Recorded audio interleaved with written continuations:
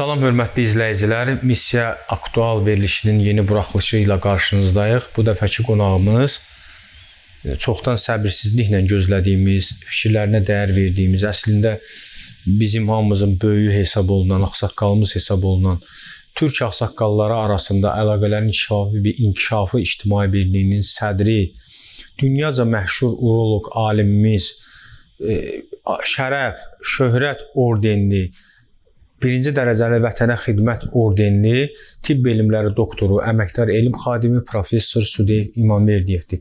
Sudeyev İmamverdiyev bu günlərdə Özbəkistandan səfərdən qayıdıbdır.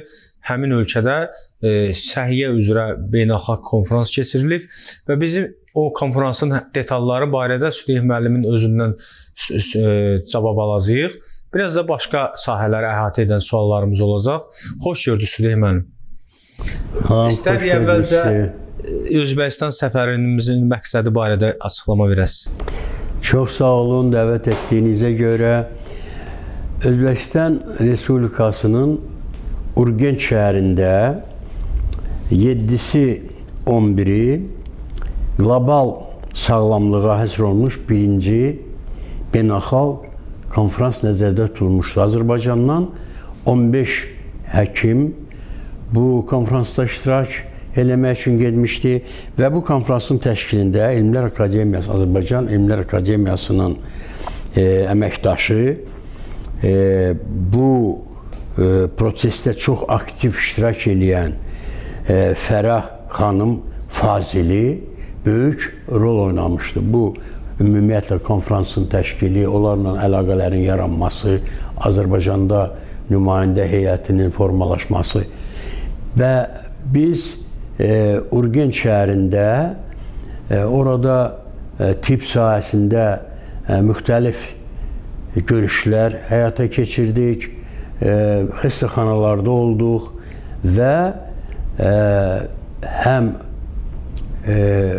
Urgenç Universitetində onların da tibb fakültəsi var, onlarla həm də Urgenç Dövlət Pedaqoji Universitetində tədbirlər keçirdik.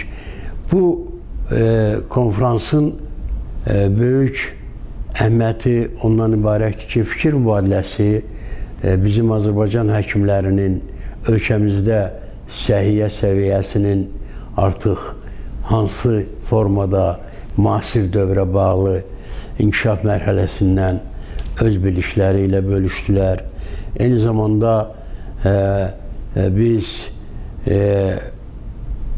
o bugünkü gündə mən də həm həkim kimi, həm Tayyibin sədri kimi, ictimai xadim kimi bütün hallarda tibb sahəsini öyrənən tələbələrdir, yaxud pedaqogika sahəsini öyrənən tələbələrdir.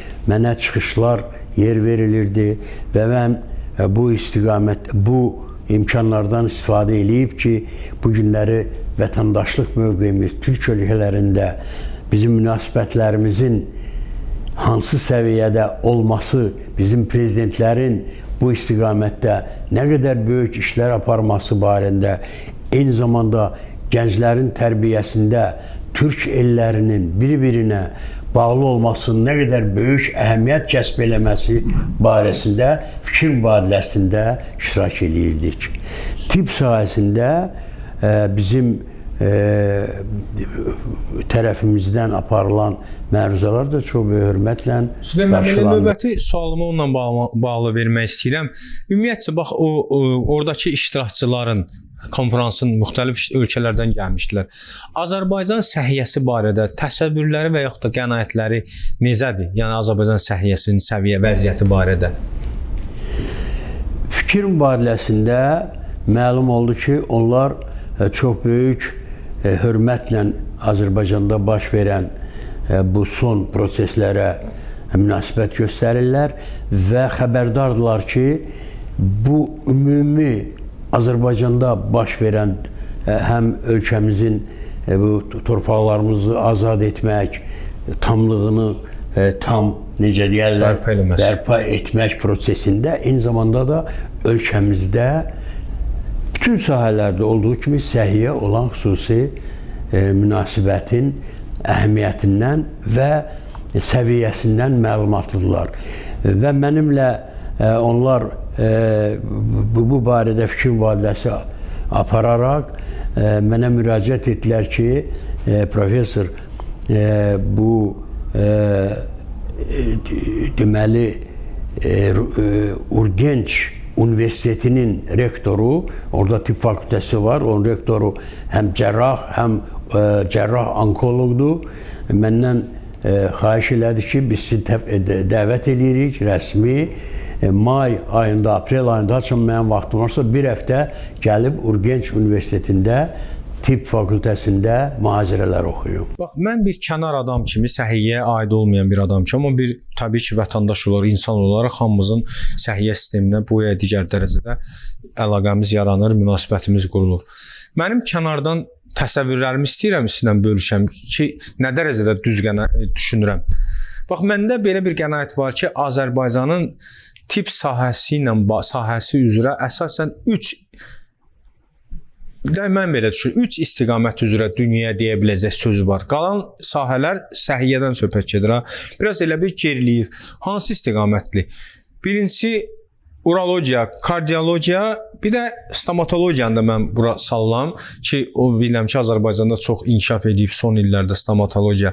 Düz düşünürəm, yoxsa yanlış təsəvvürlərim var? Xüsusən də mən son dövrlər bu Azərbaycanda aparılan transplantasiya, yəni proseslərini nəzərə alıram ki, çox uğurlu, hətta dünyasını dəyişmiş insandan meyitdən orqan köçürülməsi ilə bağlı kardiologiyada, urologiyada çox dünya səs salan hadisələr oldu, əməliyyatlar oldu. Buna əsaslanıb deyirəm ki, Azərbaycan əsasən 3 istiqamət üzrə dünyaya nəsə belə nümunə göstərə bilər. Qalan sahələr geridə qalıbdır.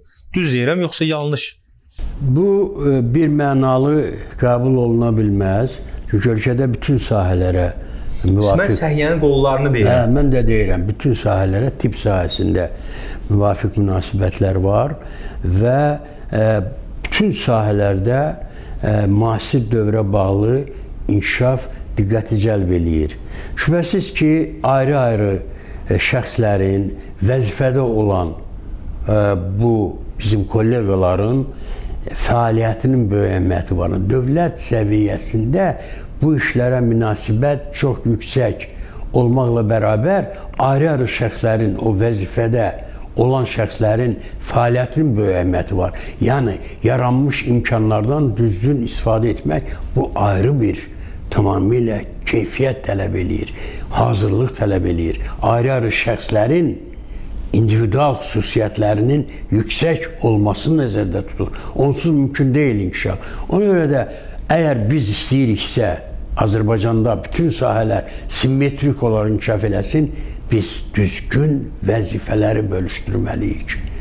Mütəxəssislər, bu işi bilən insanlar, vətəni sevən, dildə yox, işdə, bütün həyatı ilə necə prezident işləyir ölkəmizdə, bax elə yanaşmaq lazımdır. Onun hesabına dövlət hər imkanları yaradır. Yalnız düzgün o imkanlardan istifadə edə bilən şəxslər lazımdır ki, vəzifələrdə olsun ki, biz geri qalmayaq. Daim irəliyə gedək. Aydın. Süleyman, bir məsələ də məni maraqlandırır bu sahə ilə bağlı. Son dövrlər ümumiyyətcə məlumatlardan görünür ki, bu xəstəliklərə düçar olma xüsusunda elə bir cavanlaşma gedir. Məsələn, xüsusən də olsun uroloji sahədə, androloji sahədə cavan insanların böyrəyində ciddi problem. Qabaqlar biraz yaşlı nəsillərdə də bu xarakterik olurdu o xəstəliklər. İndi nədəndirsə yəqin siz izah eləyərsiniz. Cavan nəsildə də tez-tez ağır böyrək problemləri müşahidə olunurdu. Yaxud elə androloji sahədə problemlər müşahidə olunur. İndi bu nədəndir? Niyə xəstəliklər belə gəncləşdi? Yəni daha çox gənc nəsil indi tutur. Dövrlə asılıdır, qidalanma ilə asılıdır, nə ilə? Bu dünyada baş verən görürsünüz ekoloji proseslərin insan sağlamlığına da böyük təsiri var, bilirsiniz. Əlbəttə, hər şey fərqli bir istiqamətdə dəyişilirsə, sağlamlığa da təsir edir. O cümlədən elə qidalanmanın da əlbəttə ki, müəyyən rolu var. Həyat tərzinin, gərginliyin, bu hər bir şeyin görürsən ki, insan sağlığına təsiri ola bilər. Amma eyni zamanda burada bir şeyi biraz daha düzgün təhlil etmək lazımdır. Daha çox bu günləri diaqnostik imkanların çox yüksək səviyyədə olması ilə bağlı daha tez bu xəstəliklər üzə çıxarmaq imkanları genişlənib deyə adama elə gəlir ki, əsasən gənclər də xəstələnib. Əsas odur ki, indi bu və ya digər narahatlıq olan kimi müayinə üsullarının təkmil olmasına bağlı xəstəliklər üzə çıxır deyə onların sayı daha çox görükür. Amma əlbəttə ki, dünyada baş verən bu ekoloji proseslərin də beynəlxalq deməli mühitdə bu artıq məlumdur. Xəstəliklərin əmələ gəlməsinə bu və ya digər təsiri olur. Mən qısa və konkret, böyrəyimizi necə qoruyaq? Normal yaşamaq, normal yaşamaq, düzgün qidalanmaq, çəkini artırmamaq, hərəkət etmək. Bu böyrəkdə? Bəli, hər şeyə, bütün üzvlərə. İçdiyimiz suların da tərkibi biraz qeyri-müəyyəndir. O da təsir edir də, təbii ki, sular. Eyni zamanda böyük imkanlar var, görürsünüz, təmizlənmiş sular var, nəhayət... Siz özünüz nə içsiniz Sudeyx müəllim sulardan?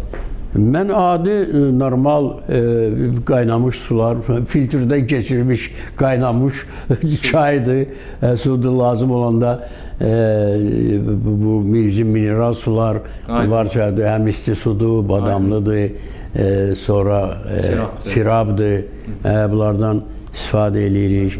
Meyvə, tərəvəz, Azərbaycan bol meyvə, tərəvəz yeridir. Onu da həddini gələ biləsən, düzgün istifadə edə biləsən. Sizin bilirəm ki, gəncliyiniz bilavasitə futbola bağlı olubdur. Siz gənclikdə həm də bu idman növü ilə peşəkarcasına məşğul olmusunuz. İndi bilirsiniz, bu dəqiqə Azərbaycan futbol ictimaiyyətinin, ümumiyyətlə bütün futbol azarkeşlərinin Azərbaycanda daha çox maraq göstərdiyi komanda var, Qarabağdır. O da ki, Azərbaycanı Avropada layiqincə təmsil eləyir və elə bizim söhbətimizdən 2 gün sonra Qarabağ play-off mərhələsində, Çempionlar Liqasının play-off mərhələsində İngiltərənin adlı sanlı Newcastle komandası ilə qarşılaşacaqdır. Sizin Qarabağa bax bir dəstək məqsədi ilə nə deyə bilərsiniz? Bir futbolcu kimi bu komandanın oyununda nələr sizi qane eləyir, nələr sizi qane eləmir? Çünki bu dəqiqə hamını maraqlandıran Qarabağ mövzusudur. Mən uğurlar arzu eləyirəm və düşünürəm ki, dəqiq artıq araşdırmalar aparıb Qurbanov artıq böyük təcrübəyə malik dəfələrlə bizi Azərbaycan futbol sevərlərini sevindirib və düşünürük ki, onlar ləyaqətlə yenə də bizim futbolu orada təmsil edəcəklər. Qaldı ki, oyunun aparılması, indi o məşqçinin bu prosesə yanaşması ilə bağlı hər bir futbolistin səy göstərməsi, oyunda aktiv olmasının böyük rolu var. Amma mən bir şeyi son futbol... Bəlkə bir məsləhətiniz olsun. Son futbol oyunlarına Qarabağın baxaraq, mən görürəm ki, bəzi məsələlərdə hörmətli Qurbanov onu nəzərə almalıdır. O da nədir? Mən fikir verirəm ki, bir tərəfli, görürsən, sol tərəfdən çox vaxt hücumlar olur. Axı rəqib də onu görür ki, bunlar bir tərəflə daha çox hücuma keçirlər. Ona görə bunu çeşidli eləmək lazımdır. Biraz fərqli yanaşmaq lazımdır ki, rəqib necə deyərlər görməsin ki, bunlar eyni tipdə oynayırlar. Bu bir. İkincisi də, və məsləhətim odur ki, bax bunu nəzərə alsın ki, bütün hücum, yəni çeşidli olmalıdır da, yəni bir tərəfli olmamalıdır. Yəni və ondan düzgün istifadə eləmək lazımdır ki, o boyda meydanı düzgün istifadə eləməlidir. Bu bir. Daha çox topu cərimə meydançasına atmaq lazımdır, ora hücum eləmək lazımdır ki, cərimə meydançasında mümkün qədər çox demək, tez topu ora atanda və hücumçuların orada çox olması, görürsən ki, rəqib müdafiəçilərinin bu və ya digər səhv etməsinə, penaltinin yaranmasına gətirib çıxarır, ya da ki, qol vura bilirlər. Bunun böyük əhəmiyyəti var. Bir də ki, müdafiəçilər, rəqib komandanın müdafiəçilərini sərbəst buraxmaq olmaz. Hücumçular top rəqibdə olanda gərək o rəqib komandanın müdafiəçilərini bloklasınlar ki, onlar müdafiəçini, onlar hücumu təşkilində belə aktiv ola bilməsinlər. Çox sağ olun Sudeyx müəllim, var olun. Təşəkkür edirik sizə Sudeyx müəllim, dəyərli fikirləriniz üçün.